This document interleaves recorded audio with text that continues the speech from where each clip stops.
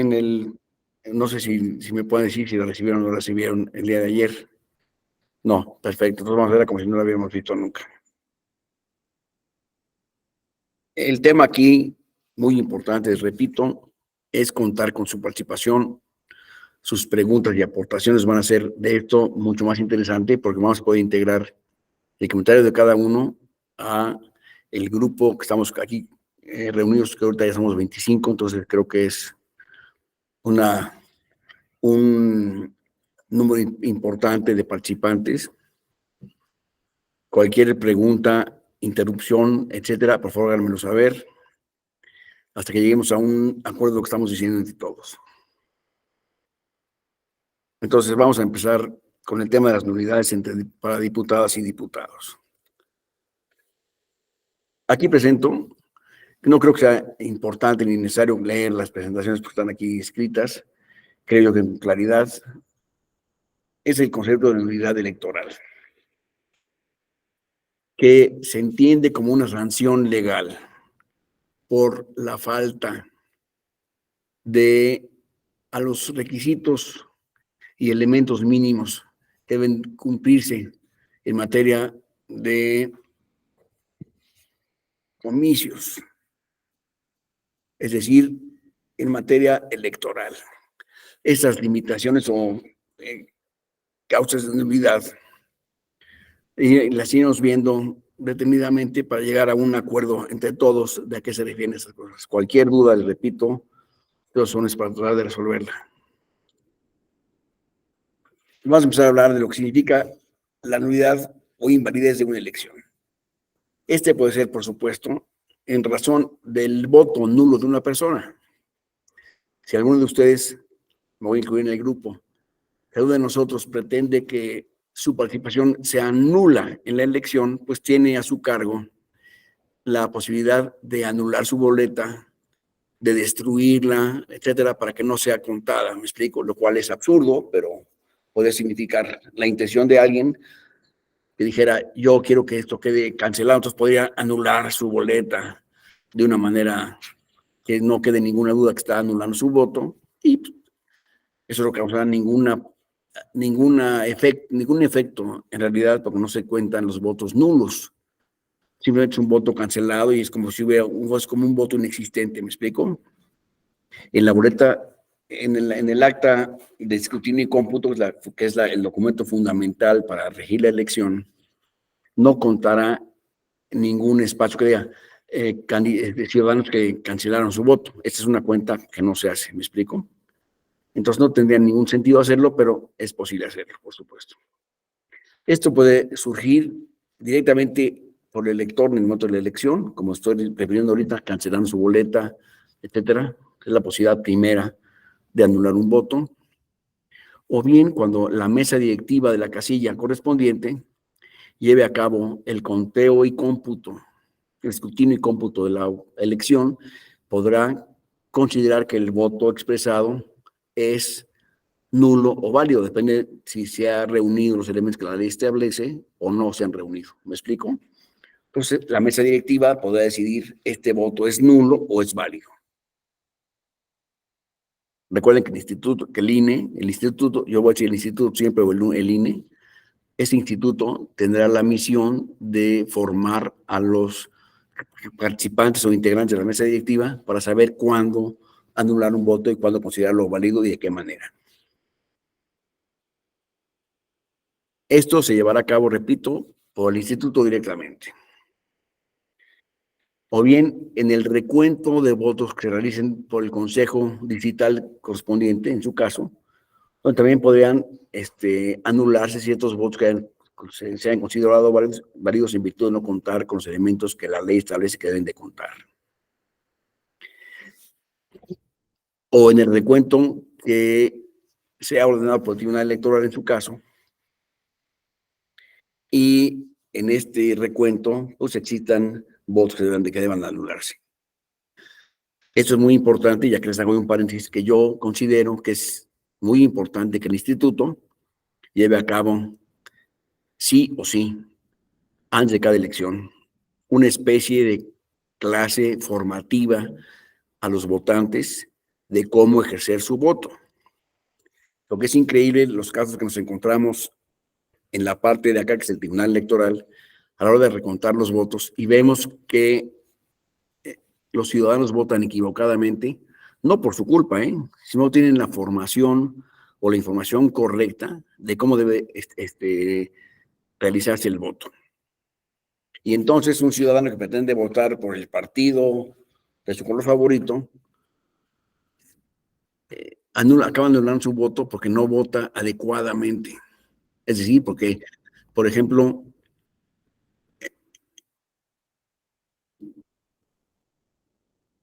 ahorita te hago un caso, permíteme. Porque, por ejemplo, no considere cómo llevar a cabo una votación para efectos de votar por una coalición. Carlos, perdón, me estabas preguntando sobre tus órdenes. Buenas noches, profesor. Ya, Hola, Carlos. compañeros. Un comentario nada más respecto a esto que comenta. Sí. A veces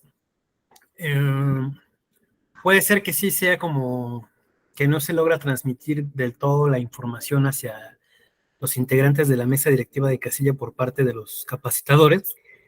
Y esto tiene que ver porque a mi consideración y a la de varios, algunos de los materiales que ilustran cómo se debe de votar y contar en consecuencia, no son del todo claros porque en este ánimo de ser imparciales, no, en el pasado proceso electoral 2021, los materiales del mantel para clasificación de boletas no venían con los emblemas de los partidos, venían con unas figuras geométricas ahí que luego generaba más confusión de la...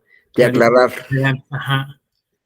Sí, estoy de acuerdo contigo y déjame que te diga que ese es un problema que tiene el instituto y que debemos hacerle notar al instituto. Pero mientras tanto, tenemos el problema que está la elección presente y hay que saber cómo votar. Y ese saber cómo votar, lamentablemente no nos lo va a explicar el instituto.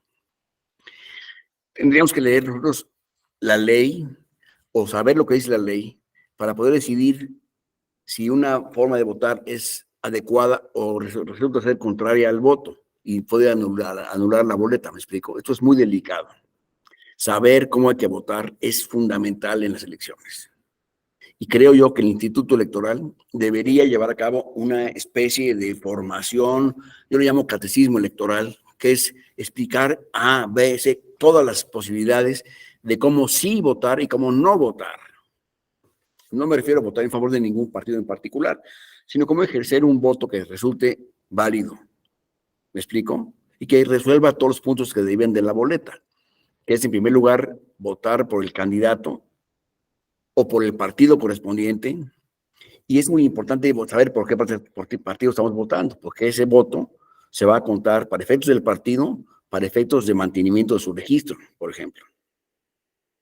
Y también para efectos de contar las posibilidades de voto para diputados plurinominales, ¿me explico? En fin, hay diferentes contabilidades que van a derivar del mismo voto. Por lo tanto, el instituto debería hacerse cargo de informar detalladamente cómo se puede ejercer el voto y cómo resulta inoperante hacerlo. Lamentablemente, hasta el día de hoy, el Instituto Electoral no lo ha llevado a cabo y es una crítica que siempre yo pongo en la mesa. Les sugiero a ustedes tener mucho cuidado en esta posibilidad de que los votos se anulen por haber sido otorgados en forma equivocada. Entonces ya dijimos que este voto puede ser anulado por el ciudadano al momento de esgrimir su voto y se será contado de una manera o de otra por la mesa directiva o por el consejo distrital correspondiente a la hora de los recuentos. También el voto puede ser nulo. La nulidad puede afectar a una casilla determinada, a toda la casilla determinada, o bien a la elección integral completa. Es decir, en la misma elección se llevan a cabo diferentes elecciones. Se van a cruzar boletas, por ejemplo, en la que viene, en el 2014 debemos de votar por el presidente de la República. También debemos votar por el Congreso de la Unión, o sea, diputados y senadores. Y también debemos votar por los por el gobierno de la Ciudad de México o bien por los gobiernos de los estados en ese momento en competencia, ¿me explico? Hay muchas elecciones que se llevarán a cabo el mismo día. Esto es, aunque es el mismo día de la elección, en ese mismo día se llevan a cabo diferentes elecciones concretas. Es lo que hay que tenerlo en cuenta siempre, porque eso de pensar, yo siempre voto por ejemplo, estoy inventando, por el Partido Morado. Entonces voy a votar por el Partido Morado para presidente, para diputados, para senador, para todo por el Partido Morado. Eso es un voto muy parcial. No sé si sea verdaderamente útil o no, pero eso depende de cada votante, ¿verdad? Siempre y cuando este votante sepa que votar por uno o por otro tiene consecuencias diferentes, no nada más que su candidato sea electo o no.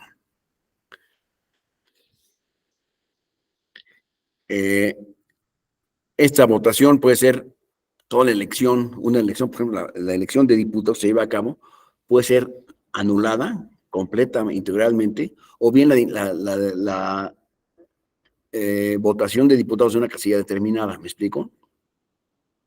Pues vamos a ver en qué casos se puede anular la votación de una casilla y en qué casos se puede anular la elección de una elección completa. ¿Sí? Todo lo que significa la elección de senadores es nula en este caso. Vamos a decir en qué casos. Es importante eso, por eso esta presentación que vamos a llevar a cabo el día de hoy y por lo cual quiero estar abierto a cualquier comentario de ustedes porque es lo que va a nutrir nuestra clase.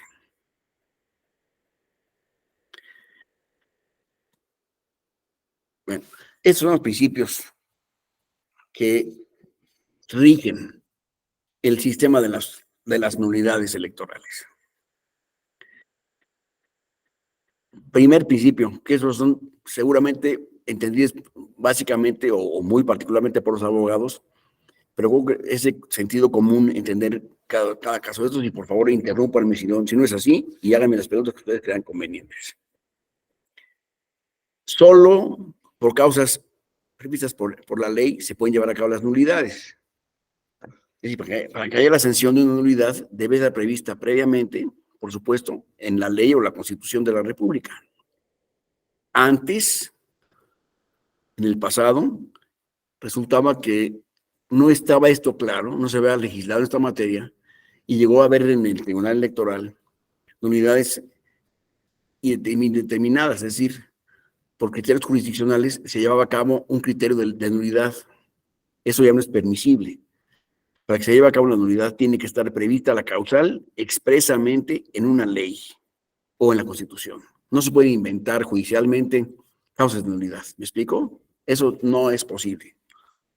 Entonces, solo las causas previstas por la ley pueden ser anulables.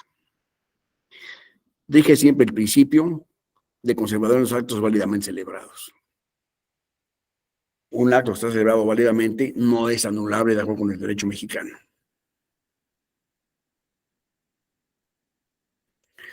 La irregularidad que lleve a cabo la nulidad debe considerarse determinante.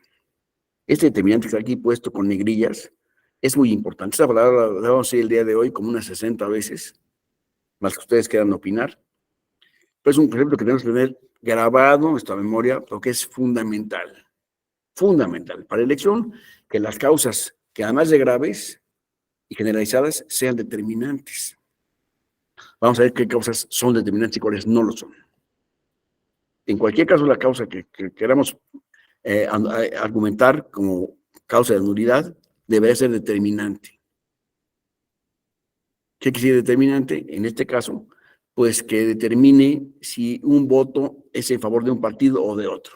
La orientación de un voto es lo que lo hace determinante. Todas estas conductas deberán ser consideradas o calificadas como graves. Siempre serán conductas consideradas como graves. Se califican estas elecciones de manera individual, es decir, cada caso es específico de nulidad y no se puede anular en general una elección, salvo que nos estemos refiriendo a una unidad global de elección y no por causas de voto en casilla. Estas causales deberán presentarse a través de conductas generalizadas. No es decir, no se puede anular una elección porque se llevó a cabo en la casilla número 24 del distrito fulano una conducta que es causa de nulidad. Esa conducta se puede llevar a cabo solamente en la casilla que estamos hablando y no de manera generalizada.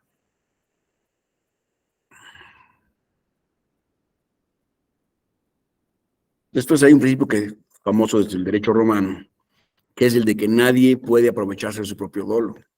Si un partido lleva a cabo una conducta que provoca que de esa conducta se derive una nulidad, pues que causó la nulidad no puede verse favorecido por ella, ¿me explico? Dicen desde derecho romano, decían, nemo auditur inturpitudem sua alegas, nadie puede ser escuchado en su propia, alegando su propia torpeza o su propio dolor. También existe siempre una potestad de anulación de oficio por parte del Instituto Nacional Electoral, que es el órgano máximo en materia electoral de nuestro país, el INE famoso. Es la autoridad que tiene el carácter administrativo y su función es organizar y crear las elecciones. Ya la cuestión de defenderla y resolver sus controversias depende del Tribunal Electoral del Poder Judicial de la Federación. Entonces, para efectos solamente contenciosos. Pero desde el punto de vista administrativo, el administrador es el Instituto Nacional Electoral, el INE. Por supuesto, este instituto siempre conservará la facultad de anular las elecciones de oficio.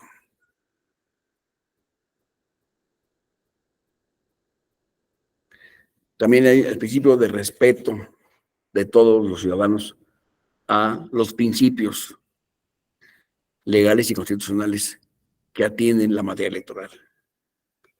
Estos principios son intocables para efectos de las elecciones. Y también por supuesto, que acompañan a todo esto el principio de definitividad que tienen las resoluciones jurisdiccionales. Hasta ahí vamos todos al mismo ritmo.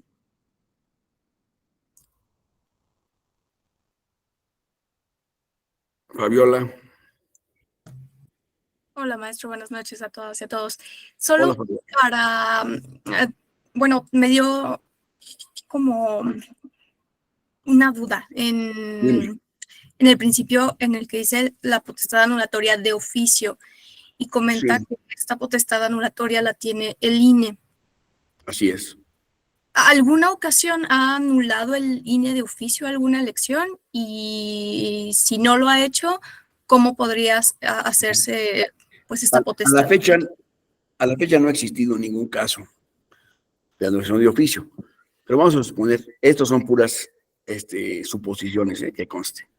Supongamos que en el 24 se da un caso de una violencia que no hemos visto antes en México, y llega una pandilla de ciudadanos vestidos de algún color muy característico y hacen una serie de desfiguros en cada casilla e impiden el acceso a los votantes para ejercer su voto en las casillas, y no sabemos de cuántos estamos hablando. Pero es una actitud generalizada en el país, porque resulta que los del partido de ese color se dedican a prender una fogata fuera de cada casilla, entonces los votantes no se animan a entrar, ¿me explico?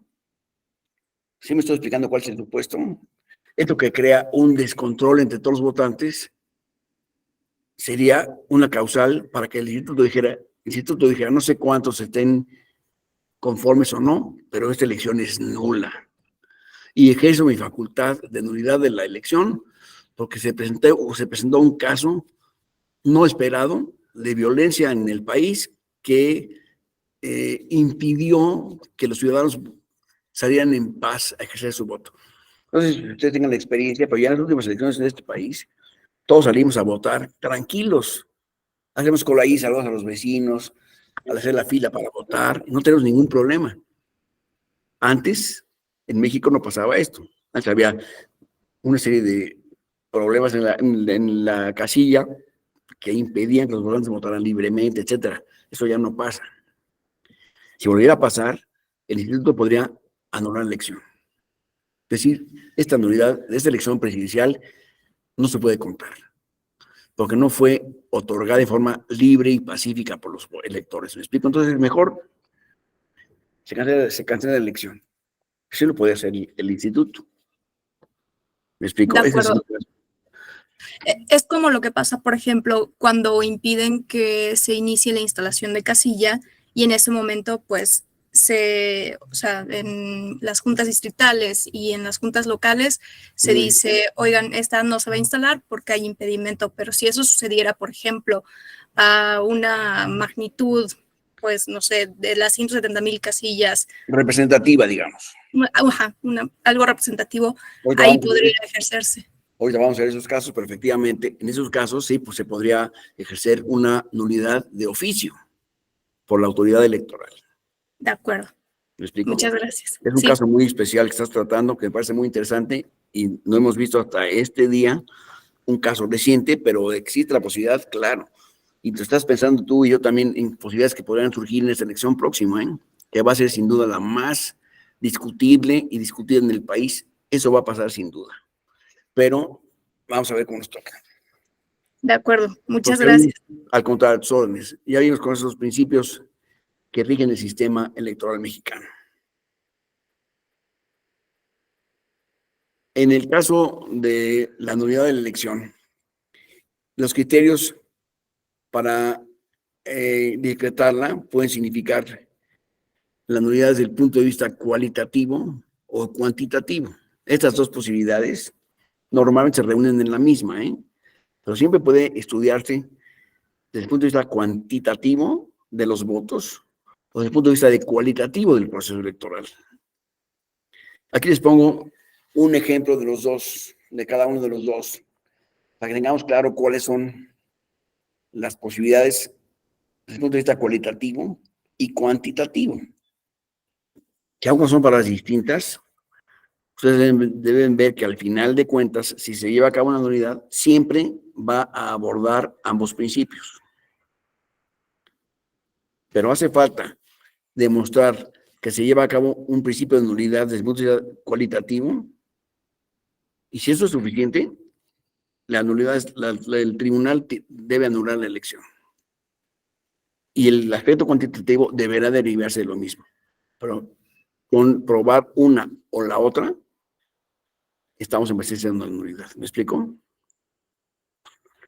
Es interesante saber eso, que coinciden a la mera hora, al final del proceso, coinciden ambas posibilidades, tanto cualitativa como cuantitativa.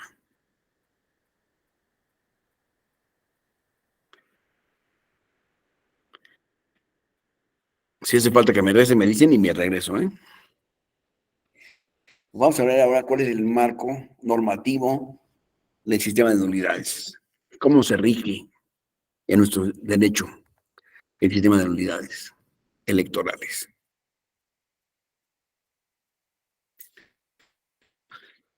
La Constitución Política de los Estados Unidos Mexicanos señala en el artículo 41 los casos de nulidad.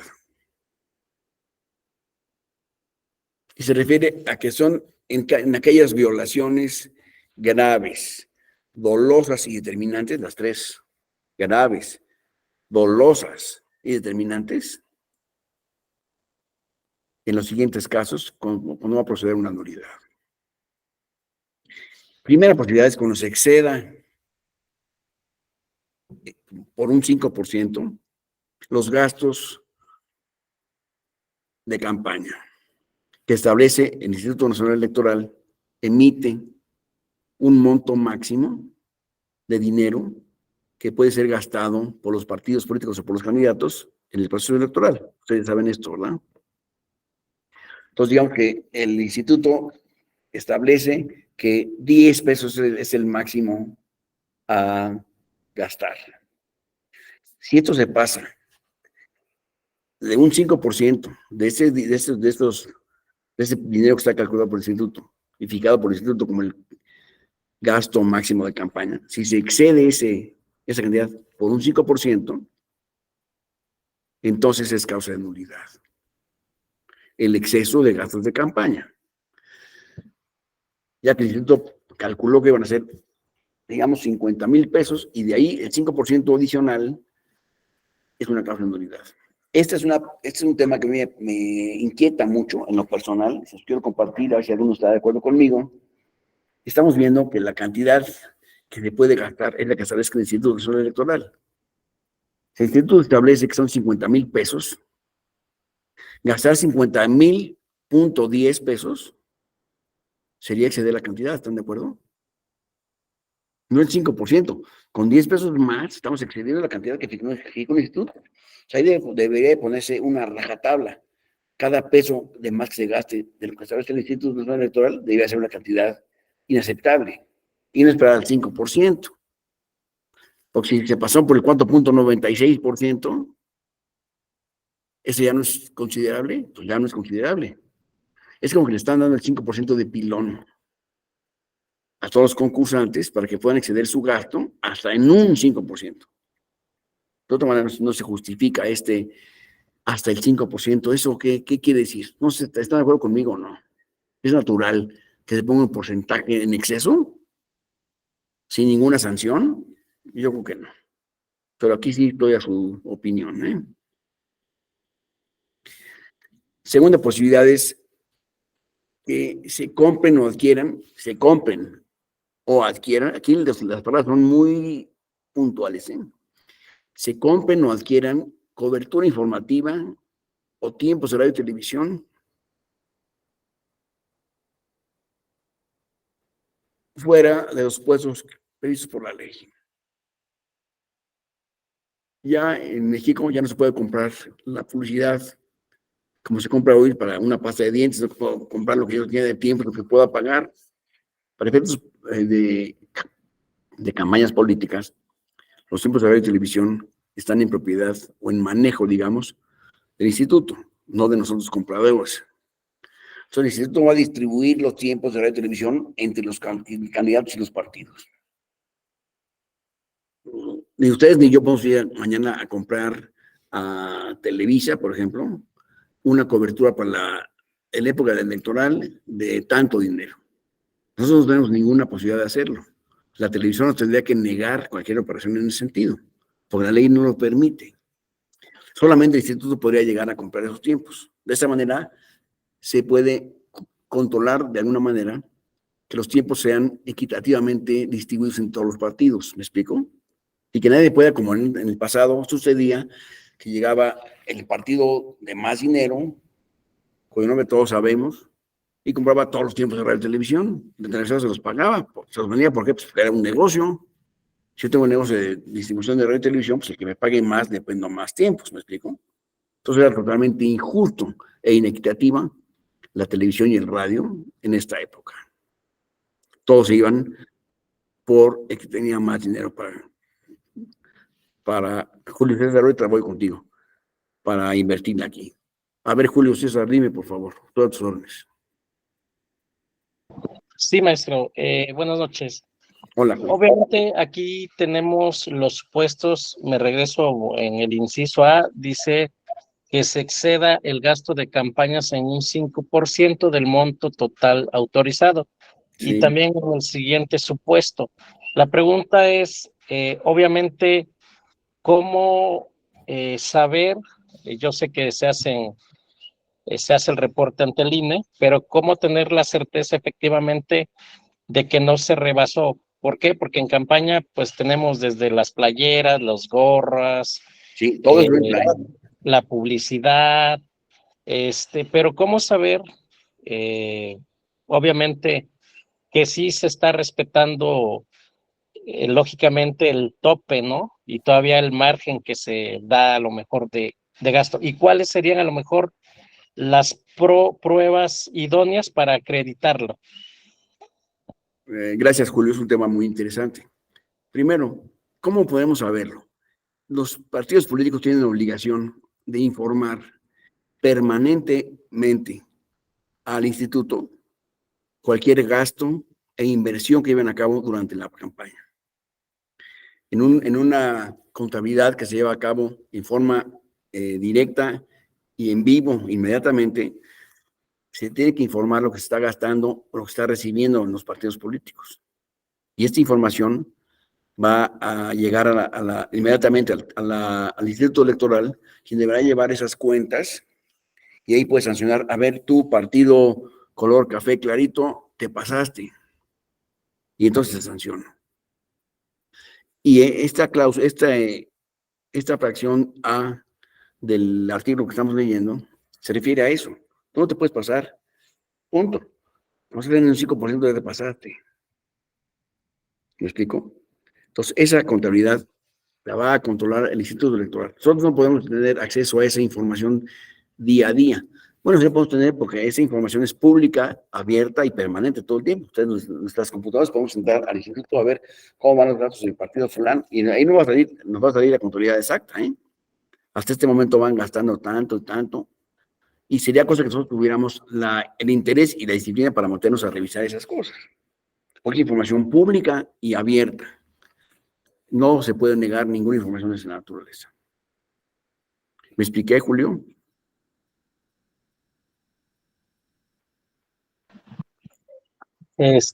Sí, maestro, aquí obviamente sabemos que contablemente a lo mejor están hasta las facturas, ¿no? Pero en la práctica, seamos honestos, sí hay candidatos que Pues sí sí. lo rebasan.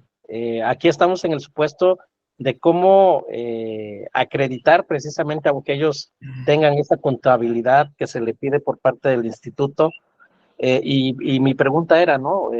¿Cuál sería la prueba idónea para acreditar o desvirtuar más bien también la contabilidad que ellos dicen, ejemplo, ¿no? 50,000 pesos, Sí, de pero, camisetas.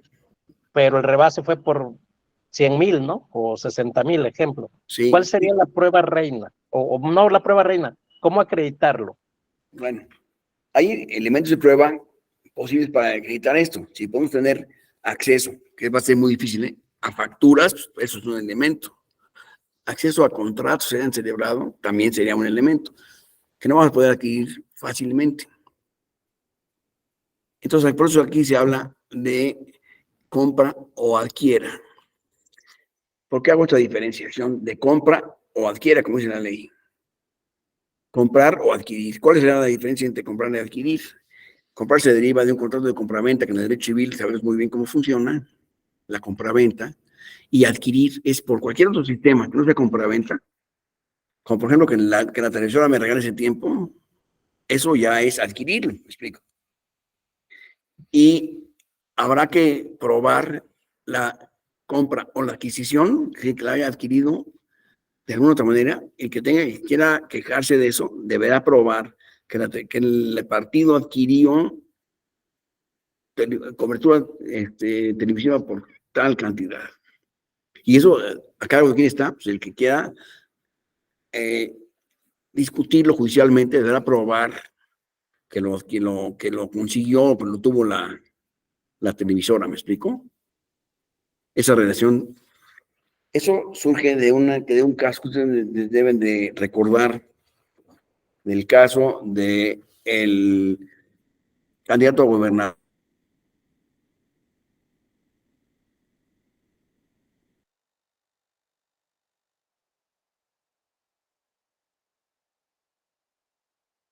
No se oye nada. No se oye.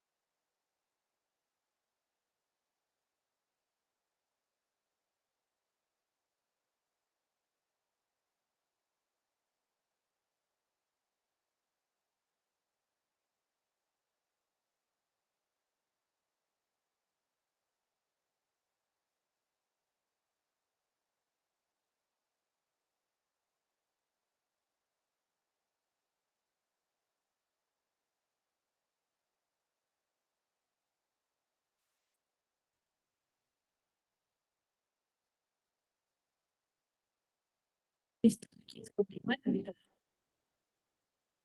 ¿Me escuchan? ¿Me escuchan? Sí, maestro.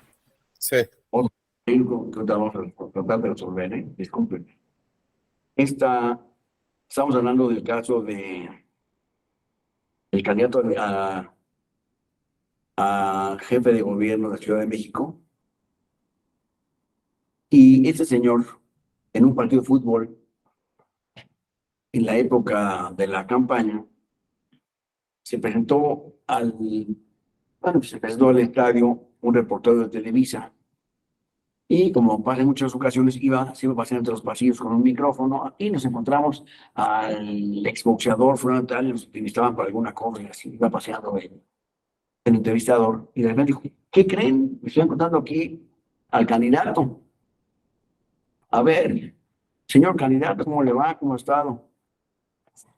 Y este candidato dijo, pues aquí estamos viendo el partido de fútbol, está muy interesante, a ver quién gana, sería muy importante el resultado de ese partido. Entonces el candidato dijo de repente, sí, ahora que gane yo la elección, voy a... ¿Me escuchan ahorita? Sí. ¿Me están escuchando? Ahora que gane la elección, Sí. va a quedar claro que lo que voy a hacer va a ser A, B, C, y empezó a hablar de lo que iba a hacer como candidato, como jefe de gobierno. Y entonces se perdió la naturaleza de la entrevista. Esta era una entrevista teóricamente sobre el partido y el candidato se aventó una expresión de una candidatura, vaya, una expresión política sobre su candidatura, ¿me explico? Lo cual estaba totalmente contrario a la ley en ese momento. Entonces, en esa época, la ley decía, compre tiempos de radio y televisión. Y en ese caso, no había ninguna compra, porque de hecho no existía ningún contrato de compra-venta. Entonces dijo el partido, ¿cómo es posible? Van a anular una elección por una conducta que no pueden probar. Yo no adquirí ningún tiempo de televisión. Finalmente lo tuve, pero no lo compré, ¿me explico? No estoy enfrente de una ley, enfrente de una prohibición a una ley. Esa era su argumentación y gracias a ese partido de fútbol, la ley fue modificada para establecer compra o adquiera. Ese adquiera abarca cualquier otra forma de adquisición de los tiempos. ¿Me explico? Entonces, de ahí esa causal se deriva de eso, de la necesidad de que tenga una necesidad de demostrar que lo compró o que lo adquirió de alguna manera esos tiempos de televisión. Esa cobertura, pues, es lo que les puedo decir sobre esa en concreto. Entonces, esa es la segunda fracción. Compra o adquiera tiempos de radio y televisión. Y la tercera es que utilice recursos provenientes de fuentes ilícitas. Esta fracción se puso... Permítame.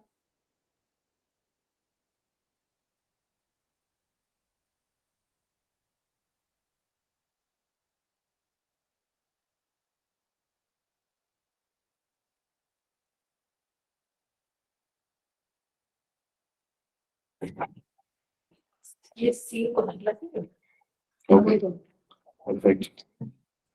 Entonces, les decía yo, la tercera posibilidad es que existan recursos de procedencia ilícita en las campañas. Esta causal fue incluida en virtud del temor que tenían los ciudadanos en general de que, y la siguen teniendo, de que existan recursos que vengan del narcotráfico, por ejemplo, o de las conductas ilícitas de algún aporte a la sociedad que sean aportadas a las campañas electorales. Que seguramente pasa, ¿eh? Entonces, yo lo platico. Seguramente en las campañas electorales hay recursos de procedencia ilícita. No podemos saber cuáles son. Pero esa presencia de recursos ilícitos en las campañas electorales implican una causa de nulidad del proceso electoral.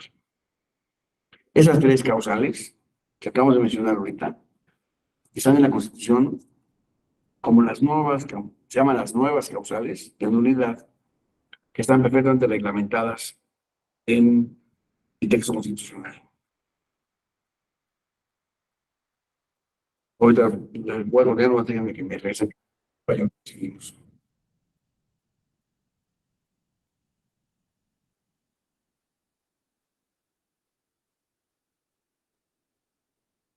¿Alguna otra intervención de usted, alguna pregunta o alguna aportación que tenga que ver con el origen de los recursos como causa de nulidad de la elección?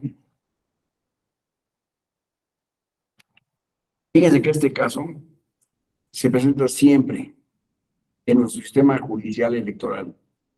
En cada elección hay una argumentación de algún partido o participante que se queja de que algún partido tuvo excedió los gastos de campaña, excedió el gasto, el monto de gastos que estableció el instituto. Entonces, perdón. Entonces, se quejan de que el partido fulano no puede citar ese político. Es el que abajo. Eso. Gracias. Agradezco mucho su paciencia, porque esos temas técnicos a mí me rebasan por completo. Entonces, estaba diciendo que estos temas siempre son una queja de algún partido o de algún candidato. Dice, es que el partido fulano excedió los gastos de campaña. Lo que pasa lamentablemente en este país es que todos los candidatos en los partidos, fíjense, pues digo, todos, en todas las elecciones exceden los gastos de campaña. Lo cual me parece gravísimo. Es una cuestión muy grave que todo el mundo sabe. Hasta la fecha no hemos sabido cómo detectar y poder sancionar esos principios. Pero os digo que eso es una conducta que cada día se lleva a cabo de una forma más sofisticada, pero todos los partidos y sus candidatos, lamentablemente, rebasan estos gastos de topes de campaña. Como a nadie le importa lo que pueda pasar, pues lo rebasan.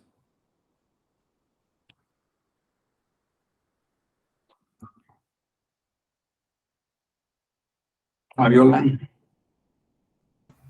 Gracias, maestro. Es solo para, bueno, aunar en el tema. Para las fracciones tanto A como C, que son gastos en general, tanto de procedencia ilícita, recursos públicos, el gasto de campaña que viene del financiamiento público, bueno, pues el... Bueno, es financiamiento público o privado, ¿eh? Exactamente, porque tienen también las aportaciones de simpatizantes, es cierto.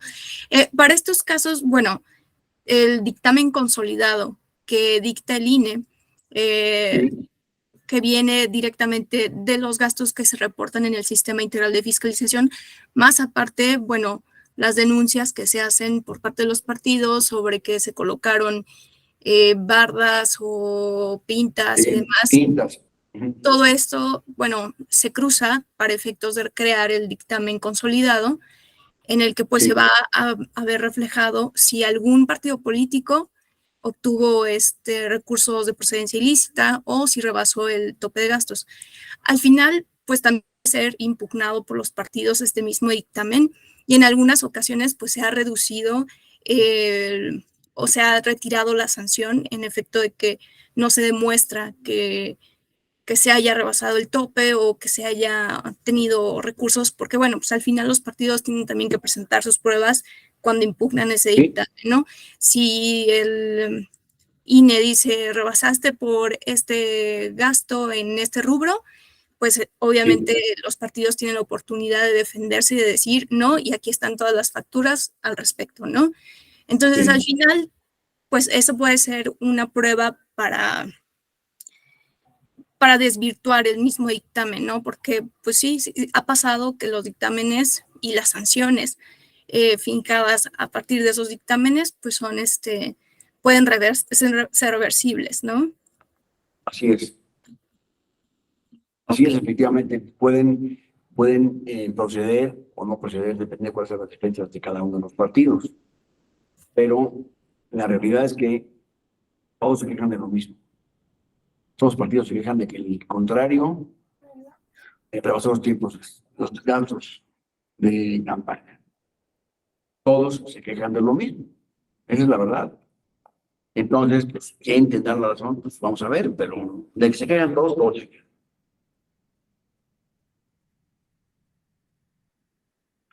De acuerdo, gracias. Edgardo, perdón, Fabiola, ¿tenés algún otro comentario? Ok, Edgardo, por favor.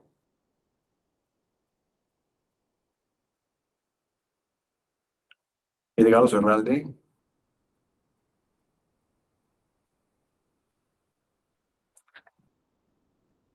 No te escuchamos, Edgardo.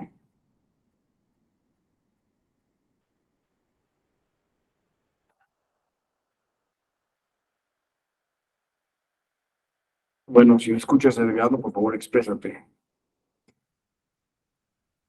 Comenta el compañero que tiene un problema con el micrófono, maestro. Bueno, entonces, cuando estés listo, Edgardo, por favor, vuelve a decir y te damos la palabra de inmediato, como ya viste. Bueno, entonces vamos a seguir adelante. Estos 3 puntos que veamos en la Constitución General de la República son ese el agregado que se lleva a cabo constitucionalmente de estas causales de nulidad. Son conductas que implicarían la nulidad de la elección y, en consecuencia, la celebración de la elección extraordinaria en la cual no podrá participar la persona sancionada. ¿A qué me refiero con esto? El titular del candidato que está en un partido, por ejemplo, digamos, vamos a decir nombres, pero vamos a decir de todas maneras, que supongamos que establezca una sanción como esta en contra del partido Morena, porque el candidato presidente cometió una falta y se prueba y se le sanciona, se anulará la elección, se habría una elección extraordinaria a la cual no podría participar el individuo y persona que fue materia de la sanción antes mencionada. ¿Me explicó? Doctor, no sé si ya me escucha. Ahora sí, perdóname, Edgar, pero eso no te oiga bien, ¿eh? Gracias, lo que pasa es que No estaba te en oiga la nada. computadora nueva. Bueno, en el tema que está platicando, Sí. se está involucrando en el tema electoral y recordé que hace poco un candidato, Félix Salgado Macedonio, tuvo algo así de reportar gastos en pre-campaña o en campaña. No sé si ese tema está involucrado con este tema para Sí. la regulación de lo que significa el artículo 41, fracción sexta. Y si fuera el caso, nos podría abundar un poquito en esa práctica de ese tema para poder entender este concepto teórico con algo que se ventiló en las noticias de esta persona y de otro gobernador, que no recuerdo quién fue. Sí. En este caso, lo que resultó fue que en el caso de Félix Salgado Macedonio, el Instituto Electoral no le consideró el registro como candidato en virtud de haberse pasado en los gastos que acabas de mencionar. Porque el exceso de los gastos era tal que se mencionó, y inclusive hasta después lo sean en plan de, entonces por esos 22,000 pesos me van a quitar el registro. Ese era el argumento, ¿no? Y por este poquito, nos vamos al punto que decía al principio. Cuando una conducta es grave, pues es grave desde el primer peso, no hay que llegar hasta el último. Y en ese momento la sanción fue, le dieron su registro como candidato. Y hubo otro registro también, ahorita no me acuerdo cómo se llama el señor, pero se le quitó en el caso de ese Michoacán. Se le eliminó ese registro en virtud de pasarse los gastos de campaña. Esa fue la razón por la cual a ellos dos se les impidió participar con el registro que estaban aspirando a sus partidos. ¿Me explico con esto, Edgardo? Sí, doctor. En ese sentido, él todavía no era candidato y entonces tenemos que tener un control previo a ser candidato regido por estos artículo 41. Y claro, o sea, es que el artículo 41 rige en materia electoral y rige a los que son participantes de la elección en todos los casos, ¿me explico? Y ahí te pueda alcanzar el artículo o no.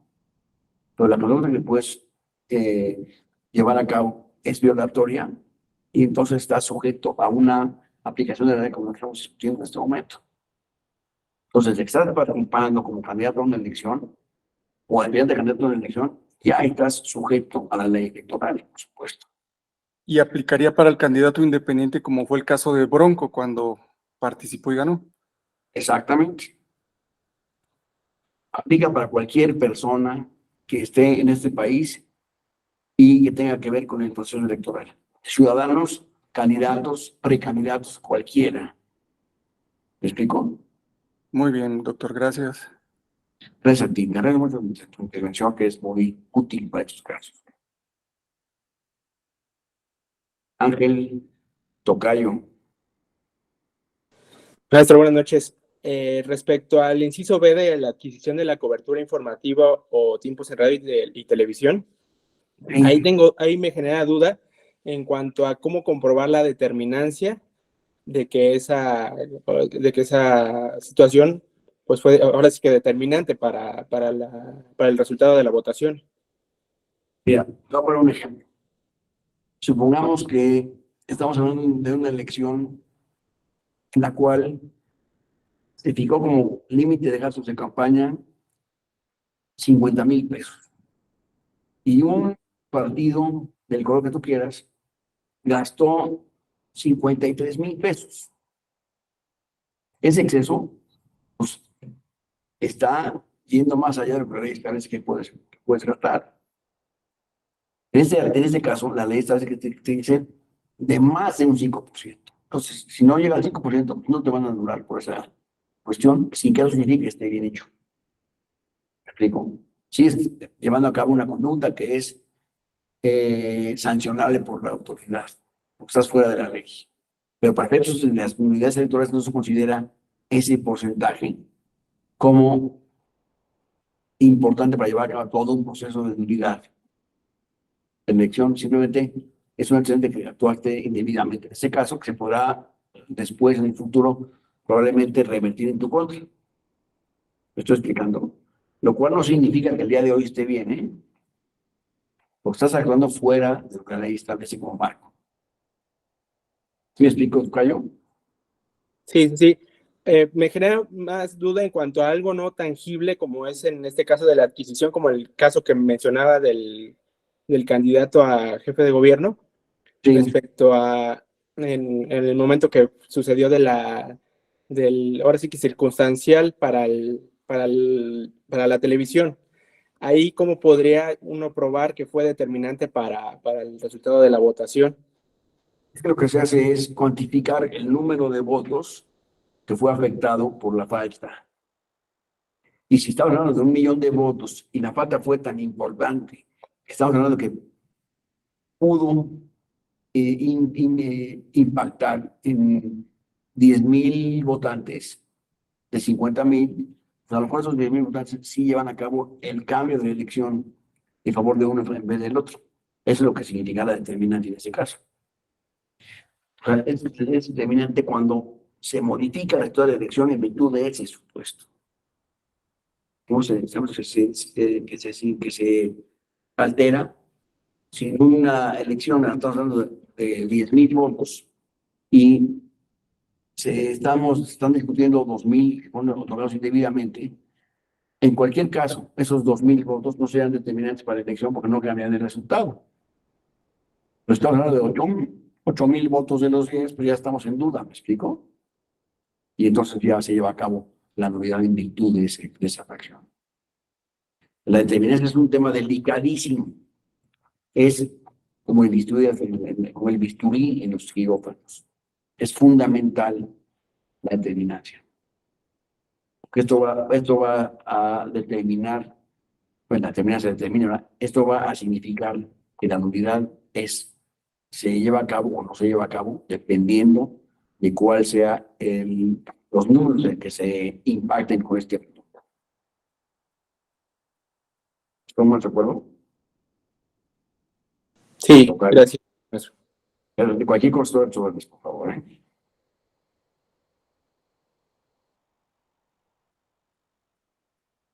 Nos estamos viendo la recepción o utilización de los recursos públicos en las campañas. Estos recursos públicos, ya hemos visto, estamos mencionando cuáles son y cuáles pueden ser. Y deberemos de comprobar que estas tres conductas se lleven a cabo en forma determinante para la diferenciación de los electores en favor de un partido, candidato o de otro. El hecho de que un partido no se queje de estas irregularidades no significa que le esté dando por buenas, ¿eh? Y que no les reclame un partido, no legitima la conducta que estamos hablando de que fue ilícita. ¿Estamos de acuerdo? La conducta sigue siendo indebida.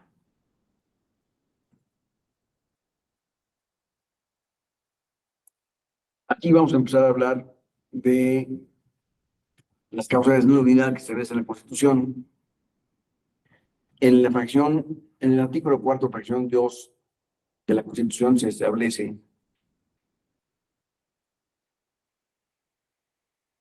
que estas causales deberán ser expresamente establecidas en la ley. Esto deja fuera de cualquier posibilidad una interpretación jurisdiccional. O sea, lo que no está en la ley no puede ser argumentado por las partes. Mañana no puede el tribunal decir, es que esta causal me parece que es suficientemente grave y por lo tanto hay que anular la elección. Eso no, señor, eso no podría pasar ya. Eso pasaba en el pasado, ¿eh? Cuando había una elección, se llamaba elección nulidad por causas, pero ya no existe, pues. Que era por una causa determinada. Esa causa determinada ya no existe como posibilidad para anular la elección. Por eso se requiere que sean expresamente establecidas por la ley. Tengamos eso en cuenta, por favor, porque eso nos va a quitarle muchas dudas y va a aclarar muchas circunstancias que pueden malinterpretarse. Eduardo. Gracias, Perdón, maestro. cerrarle. Gracias, doctor. Sí. Pregunta básica de un aprendiz. Dice, las causales que expresamente se establezcan en las leyes. Acabamos de ver el artículo 41 de la Constitución. ¿Y cuál sería la ley o leyes secundarias que hoy aplican para revisar esas causales? Las causales, de acuerdo con la Ley General del Sistema de Medios de Impugnación en materia electoral, es el Código Procesal y Penal, digamos, en materia electoral. En ese artículo, en esa ley, la Ley de Medios, se llama, en la Ley de Medios se establecen esas causales, puntualmente. Y se narra con amplitud estas causales. Ahorita vamos a entrar a ver las causales que establece la ley. Está una página antes de la exposición. Ahorita vamos a llegar a las causales de nulidad de elección para gobernador, para diputados locales y para ayuntamientos. Vamos a entrar a eso. La Ley General de Medios de Impugnación en materia electoral establece en su artículo 50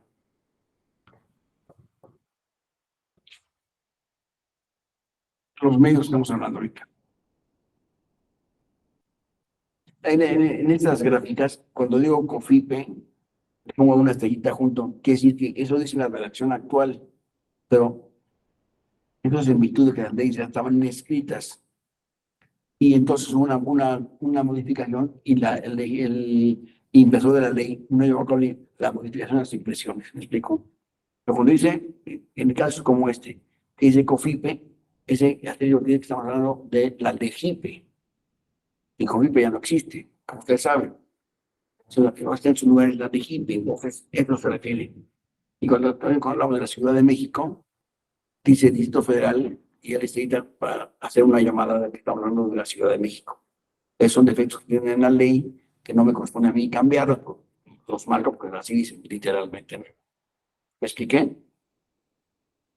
Hablamos de estos citas nos referimos a eso.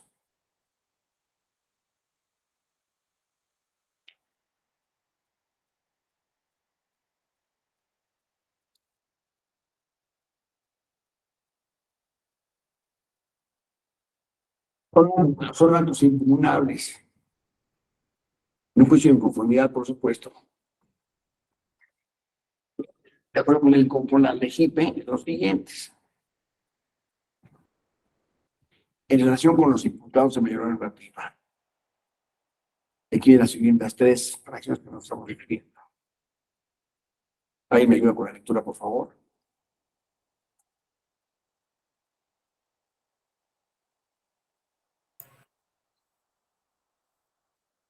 Tocayo, pues, me ayuda con la lectura de los mismos. ¿Dónde? Se corta un poquito el audio, perdón. De estas fracciones que están aquí expuestas, 1, 2 y 3. ¿Alguien me puede hacer el favor de ayudarme? Yo las leo. A ver, por favor. Artículo 50. Son actos impugnables a través del juicio de inconformidad en los términos de la COFIPE y la presente ley los siguientes. B. En la elección de diputados por el principio de mayoría relativa. Primera, los resultados consignados en las actas de cómputo distrital, las declaraciones de validez de la elección y el otorgamiento de las constancias de mayoría y validez respectivas, por nulidad de votación recibida en una o varias casillas por nulidad de la elección. Hasta ahí, permítame un segundo. Aquí estamos hablando de todo lo que será anulable por este principio. Y entonces, de acuerdo con este artículo, serán anulables, por supuesto, la declaración de validez de las elecciones, el otorgamiento de constancia de mayoría otorgada para cada uno de los candidatos y la nulidad de la votación completa. Explico eso lo que quiere decir en realidad el artículo. Todo eso se anula por ese principio. Gracias. Adelante, por favor, con esta fracción 2. Fracción 2. Las determinaciones sobre el otorgamiento de las constancias de mayoría y validez respectivas. Por lo mismo, ¿no? Adelante, por favor. Fracción 3. Los resultados consignados en las actas de cómputo distrital por error aritmético. Exacto. Esas son las que marcan la nulidad, la que se anularían emitiendo la declaración de nulidad de la elección. Todas esas, ¿me explico? No nomás la elección del diputado, todos estos documentos serían por consiguiente anulados también. Adelante, por favor, fracción C. C. En la elección de diputados por el principio de representación proporcional, los resultados consignados en las actas de cómputo distrital respectivas. Primera, por nulidad de la votación recibida en una o varias casillas. Segunda, por error aritmético. Eso es. ¿Está claro esta lectura que nos hizo amablemente Miguel Andrés? Estos son lo que debe tomarse en cuenta en el caso de que haya una nulidad. Todo esto sería anulable por la misma acción.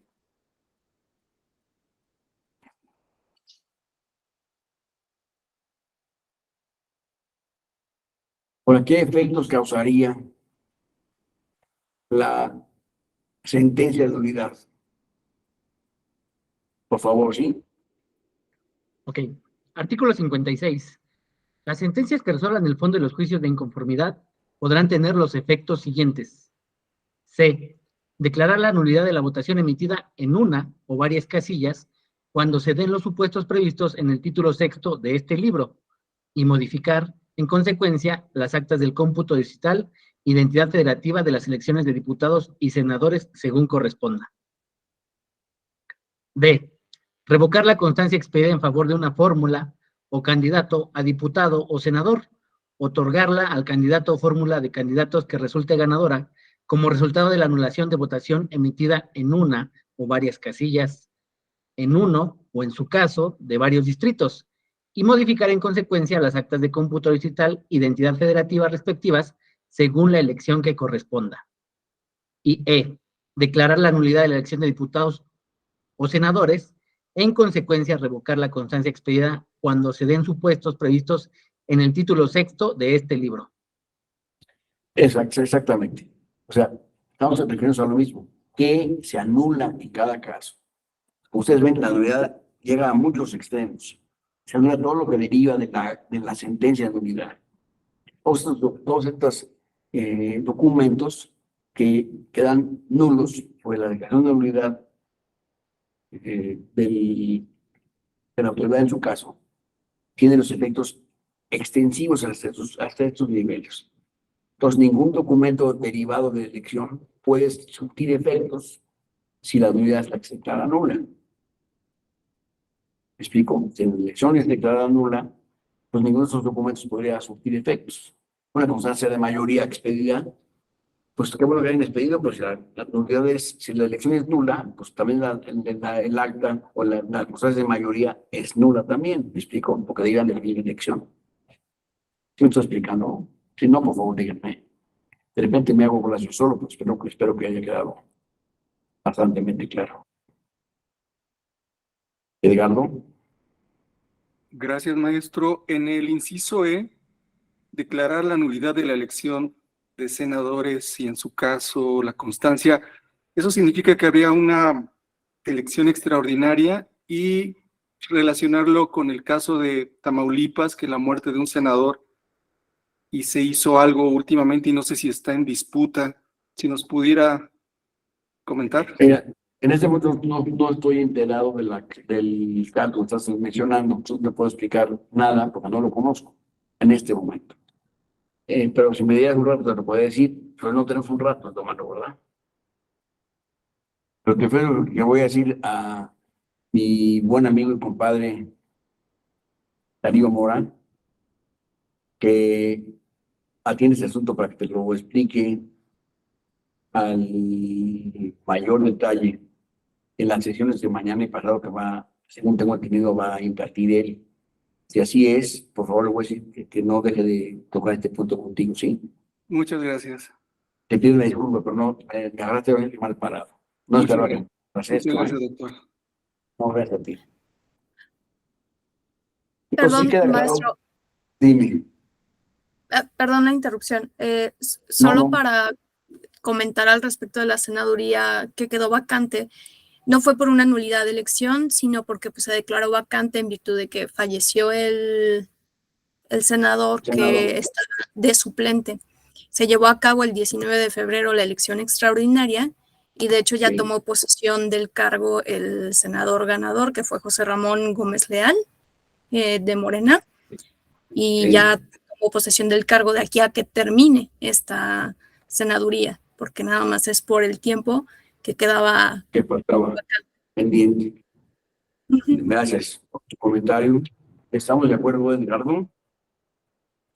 Sí, maestro, solo quería saber si había habido alguna impugnación una vez que fue electo. Fue reciente, pero creo que había una impugnación y no sé si estaba en disputa aún. Bueno, me puedes decir a Darío que lo tenga en cuenta para comentarlo contigo en la siguiente sesión que va a dar él. Por favor, sí. Gracias, doctor. Gracias. Gracias, Fabiola. Muy amable. Vamos adelante.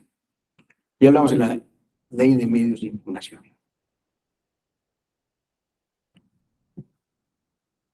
Causales de nulidad de elección para diputados y diputados.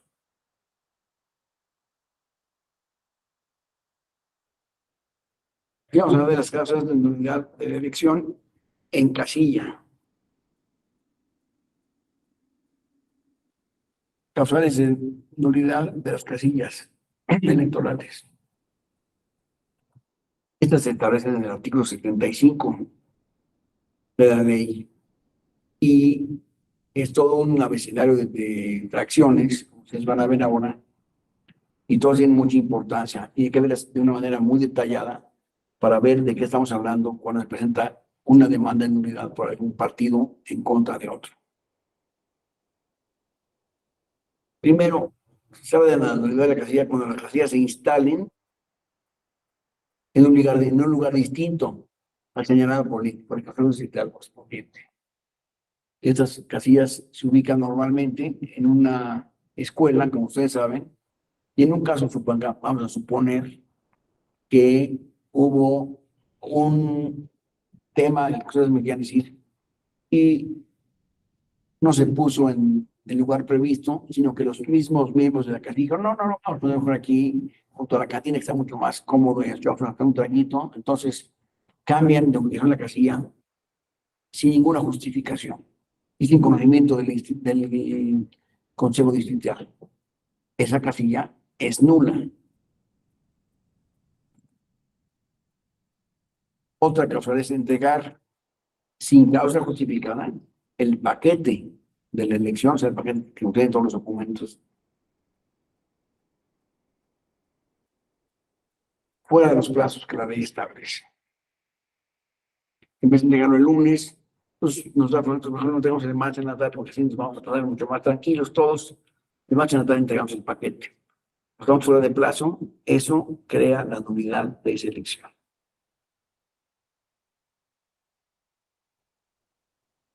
Llevar a cabo el escrutinio y cómputo de la elección en un lugar diferente al permitido por el consejo respectivo. Es que hace un momento de hacer la contabilidad en una cantina en vez de en la escuela que le correspondía.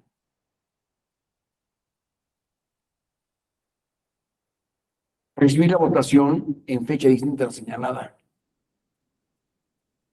para la elección. Es decir, estaba previsto el domingo fulano tal llevar a cabo la elección y pues mejor decidimos en los medios de la casilla que lo vamos a celebrar nosotros el martes, porque va a haber menos tráfico y va a haber, por así podemos ver el partido de la América el domingo, ¿me explico? Y entonces cambiamos la fecha. Directamente nosotros, eso por supuesto es una causa de nulidad de la elección.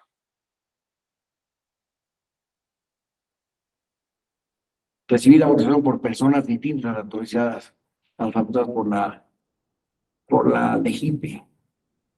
Pues sí.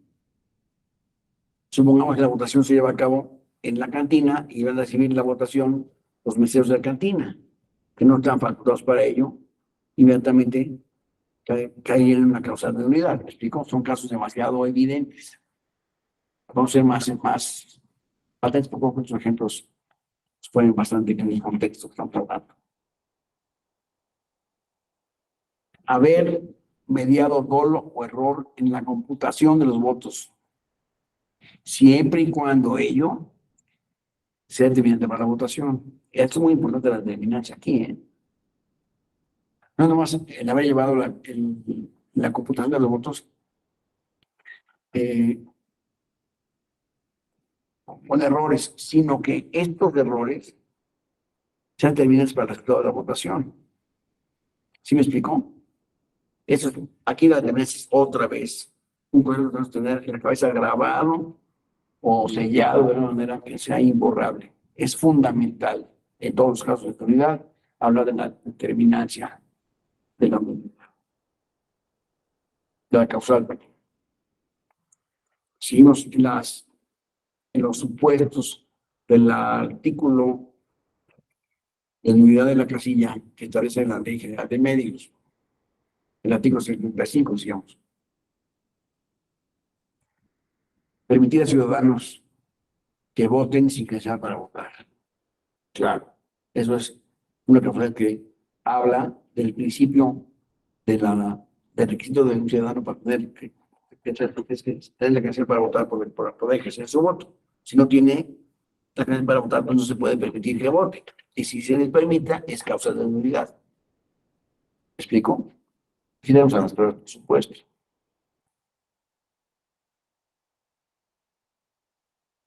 Siguiente, haber impedido el acceso a los representantes de los partidos políticos. Ustedes saben, hay representantes de cada partido político en cada casilla. Y haber impedido el acceso de ellos a la votación también significa nulidad de la casilla. Haber por ejercer violencia física o presión sobre los miembros de la mesa directiva de la casilla o sobre los electores. Por supuesto, para votar en un sentido bueno, esta presión significa una causa de nulidad No dice voto en la casilla completa. Estamos hablando de una sanción, recuerden eso. Entonces, por eso está tan vigilado, puede estar tan vigilada la elección en cada caso y en cada casilla para que se opere el sistema electoral y establece.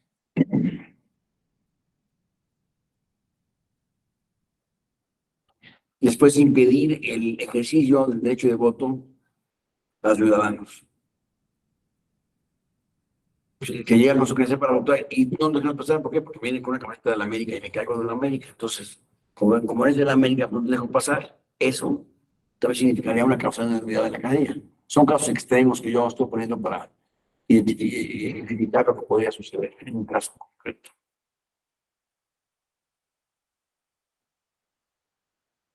Impedir sin causa justificada. Esto quiere decir que si hubiera causa justificada, sí podíamos impedir. ¿Están de acuerdo? Sin causa justificada. Traer una camiseta de la América no es causa justificada para impedir su acceso. Pero, por ejemplo, si llegara desnudo el votante, y esto podría causar un escándalo en la casilla, un desorden en los miembros de la casilla, podría ser por esa razón que sea impedido de ejercer el voto. Porque una causa justificada, ¿me explico? O bien que llegue vestido con una camiseta de un partido político como el PRI, por ejemplo, que es el PRI, vota por el PRI, etc. Llega con esa vestimenta, pues es una causal por la cual podría la mesa directiva de casilla impedir su voto.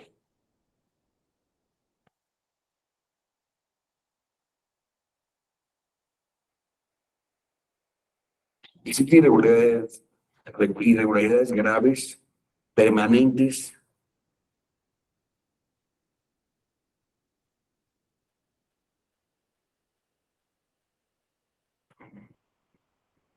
para llevar a cabo este voto durante la jornada electoral.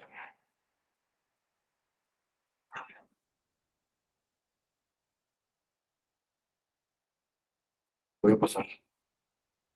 Esas fueron las causales que la ley determina. Y es muy importante tenerlas en cuenta porque deberán, las autoridades deberán anularse con base en esas causales. Recuerden que no hay causales de jurisprudencia ni esas cosas.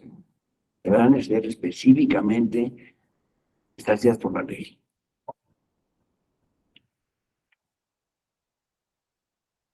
Tengo algunas causales para los diputados por mayor relativa.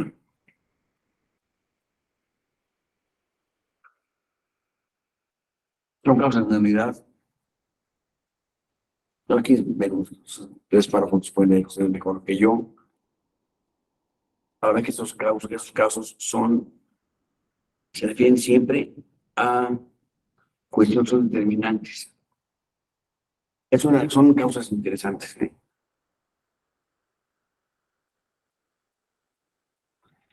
Se habilitan por lo menos en un 20% de las casillas. Estamos hablando de la fracción A. Y la fracción B también hablamos de un 20%. Que no se tienen un 20% de las casillas del distrito correspondiente.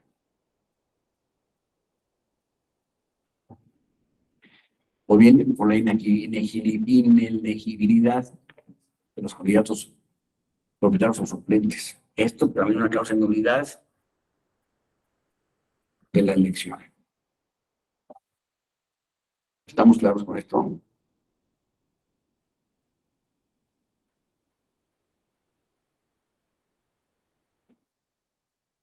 Vamos a ver cuáles son los requisitos de elegibilidad que debe tener un candidato a diputado o a senador. Estos tienen que tener esos casos cuando menos, ¿verdad? Primero, ser ciudadano mexicano por nacimiento y tener ejercidos derechos políticos y civiles. Si hablamos de una persona que es ciudadano mexicano por nacimiento, pero que está sentenciado a cumplir una pena de cárcel, sentenciado, Aquí estamos dejando fuera la prisión preventiva, por supuesto. Estén ya sentenciados a pasar 15 años en prisión, por ejemplo. Ese señor, pues aunque tenga el derecho humano de votar, pues ya tiene una limitación por la ley que le impide ir a las urnas, ¿me explico? Y por lo tanto estaría impedido para ejercer su voto. Tendría entonces cumplirse la elección. Es una mayoría de edad calificada, como ustedes ven, porque la mayoría son 18 años, pero para ser entonces evidentemente 21. Es una mayoría calificada la que se requiere. Un cuarto de disciplina no puede ser diputado, aunque tenga votación de millones y millones de votantes, no tiene un requisito legal de la edad. Ser originario de la entidad federativa de la elección. Eso es obvio, ¿verdad? No es por mí lo que es elegir diputado para ejercer un cargo en el estado de Chihuahua, yo vivo en la Ciudad de México. No tengo ninguna relación con el estado de Chihuahua. ¿Cómo va a ser diputado y ganar elecciones en Chihuahua si no tengo ninguna vinculación con el estado? ¿Me explico?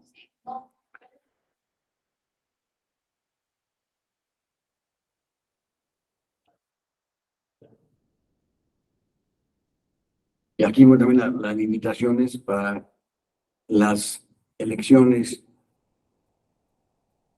para los diputados por lista, ¿no?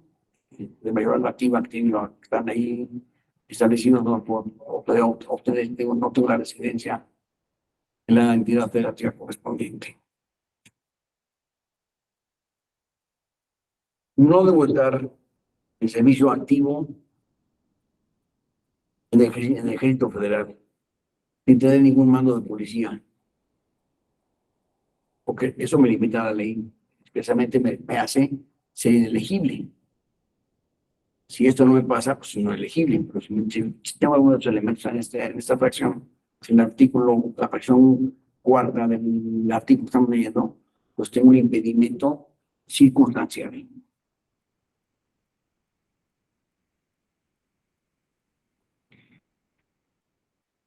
Seguimos con estos de elegibilidad. No ser ministro de la Suprema Corte de Justicia, ni magistrado, ni secretario del Tribunal Electoral, ni consejero presidente o consejero electoral de ningún tipo del Instituto Electoral, o consejeros locales o distritales. Eso es casi que obvio. No debo tener participación de ese tamaño en estas instituciones. ¿Por qué? Porque se dudaría de mi independencia en la decisión respecto de mis funciones. ¿Me explico? Es muy importante tener claro esto, ¿eh? ¿A qué se refiere? Tendría yo una posibilidad bastante creíble de falta de objetividad si soy parte del mismo instituto electoral o soy miembro del servicio profesional de carrera. ¿Me explico? Esto sería un elemento que se presume, o sea, que puedo tener una visión distorsionada. ¿Me explico? Tampoco puede ser gobernador del estado ni jefe de gobierno de la Ciudad de México en el caso de elecciones en esos lugares, por supuesto. Dice secretario de gobierno y nada de estas cosas. Por estos puestos, por supuesto, me ponen en una situación de conflicto de intereses, lo cual la ley está evitando en este momento. ¿Cómo lo hace? Impidiéndome que sea elegible en esos casos. Como vamos a ver más adelante, la inelegibilidad es un caso, ya lo vimos anteriormente, la inelegibilidad es una causal de nulidad de la elección.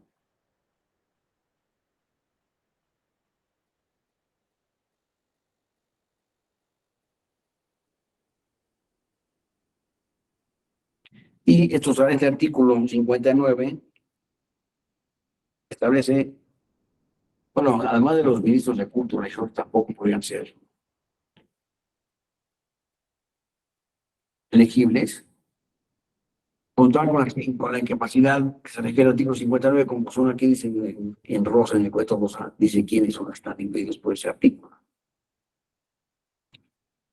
Entonces, tenemos que estar lejos de la inelegibilidad, porque eso sí nos implicaría un conflicto de intereses que afectaría a nuestro nuestra voluntad de actuar en un plan totalmente desinteresado. ¿Estamos de acuerdo? Gracias.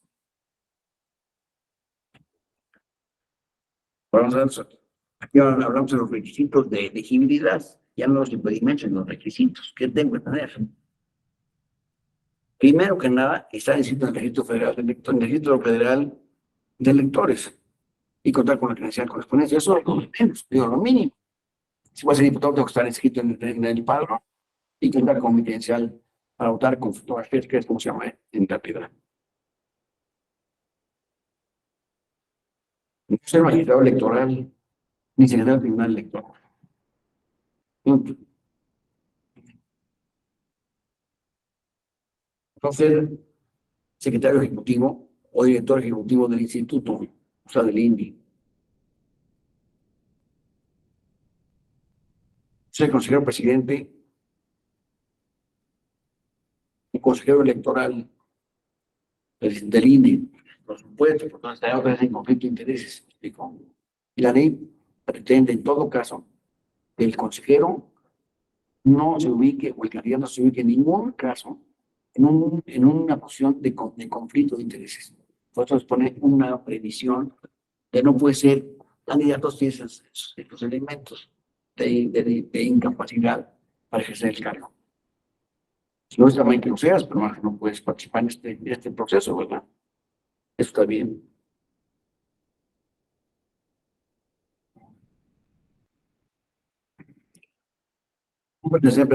No pertenecer al Servicio Profesional Electoral Nacional. Si yo pertenezco a eso, no puedo hacerme candidato. ¿Por qué? Porque no tendría la capacidad para ejercer ese cargo. Estoy en un conflicto de intereses y por lo tanto la ley me hace que sea inelegible para el cargo. Aunque votaran por mí, pues la sentencia no puede resultar que yo sea el ganador. Creo que estaría en una posición de conflicto de intereses nuevamente. ¿Me explico? No es que me haga ciudadano en segunda. Simplemente no puedo coincidir las dos cosas. No puedo coincidir en ser miembro del Servicio Profesional Electoral Nacional y además no ser candidato a diputado o senador. ¿Me explico? No podría ser. No puedo ser presidente municipal o titular de algún órgano administrativo de la Ciudad de México. Tampoco puede serlo por el mismo principio que les acabo de mencionar ahorita. No he sido condenado, no ser condenado en este momento por violencia política contra las mujeres en razón de género. Este principio, esta limitación está muy en boga en la actualidad. Que nadie puede actuar políticamente si ha sido condenado por delito de violencia política contra las mujeres en razón de género. Esto está clarísimo. Está en la ley y en la Constitución, entonces es indiscutible.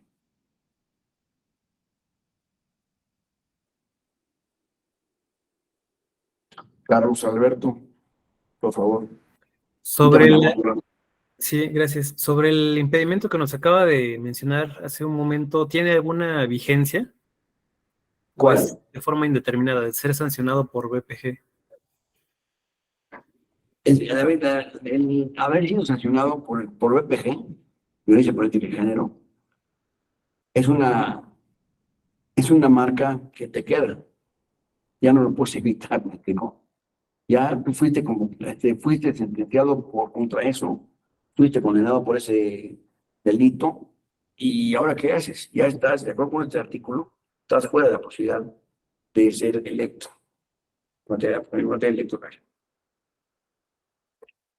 Me parece también a mí muy extremo. Fabiola, por favor. Gracias, maestro. Incluso Carlos ahora ya ni siquiera puede ser registrado como candidato. Ya no podría decir, pero si lo eres.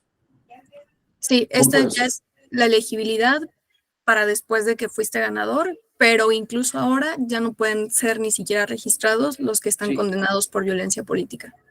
Sí, este es un delito que tiene un gran impacto en el derecho electoral en todo el país. Y es una cuestión que es totalmente indiscutible. El que ya fue sancionado por esto, ya se le acabó el mundo. Esta es una cuestión sumamente grave en el derecho electoral en México, haber sido sancionado por violencia política de género. Eso es una cosa que es imperdonable. ¿Estamos claros, Carlos? Pero esto tiene que ver con lo que el INE Tiene acaba pasos.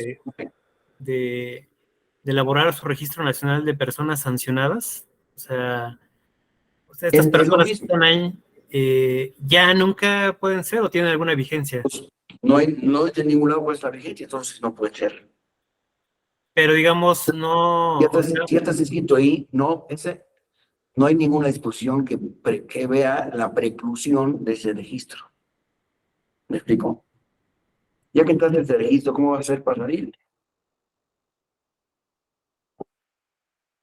No hay ninguna reglamentación que te establezca cómo puedes lavarte esa marca.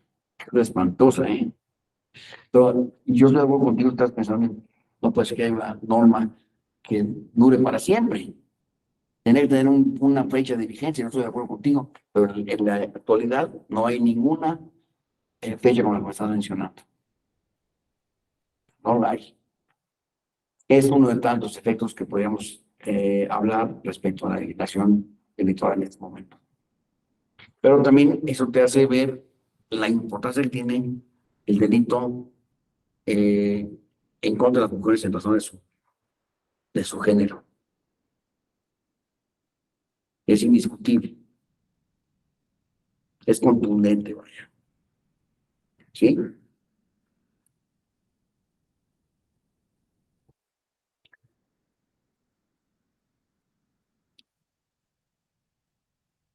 Julio César.